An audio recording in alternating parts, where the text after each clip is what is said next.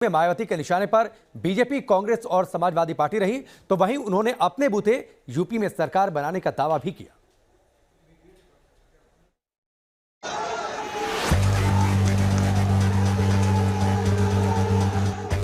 विजय श्री के हुंकार के साथ बीएसपी अध्यक्ष मायावती ने आगरा से पहली चुनावी रैली का शंखनाद किया। इस दौरान मायावती के निशाने पर बीजेपी के साथ साथ कांग्रेस और समाजवादी पार्टी रही।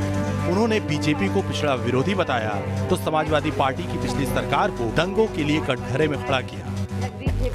सपा की सरकार में तो अधिकांश यहाँ गुंडों, बदमाशों, माफियाओं व अराजक तत्वों एवं सरेआम लूट खसोट करने वालों का ही राज रहा है, जिसकी खास वजह से ही इस सरकार में आए दिन यहाँ जाति व धर्म के नाम पर तनाव व दंगे आदि ही होते रहे हैं। इस मामले में पश्चिमी यूपी का मुजफ्फरनगर कांड इसका खास उदाहरण है।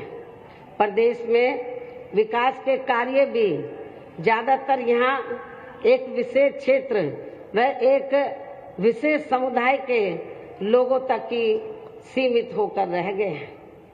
और इतना ही नहीं, सपा की सरकार के चलते दलित व अति पिछड़े वर्गों के लोगों के साथ तो हर स्तर पर सौतेला रवैया अपनाया गया है।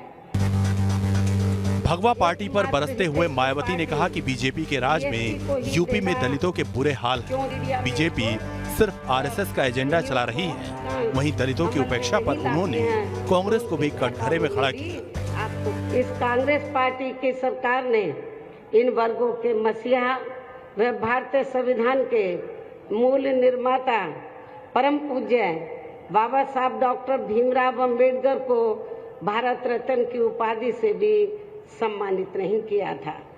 मान्यवर श्री कांशीराम जी के देहांत होने पर भी केंद्र में उस समय इसी कांग्रेस पार्टी की रही सरकार ने उनके सम्मान में एक दिन के लिए भी राष्ट्रीय शोक घोषित नहीं किया था तथा न ही इस पार्टी की रही सरकार ने पिछड़े वर्ग की आरक्षण संबंधी मंडल कमीशन की रिपोर्ट को भी लागू किया था।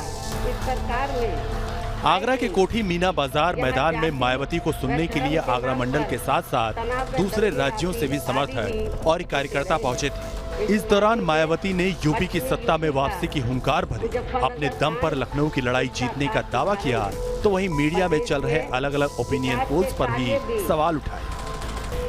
मुझे भी पूरे यूपी में अपने खासकर दलित वर्ग के लोगों पर ये नाज है कि वे मीडिया के इस दुष्प्रचार पर कि इनके नेता कहाँ हैं उससे कतई भी गुमराह नहीं हुए और अपने कार्य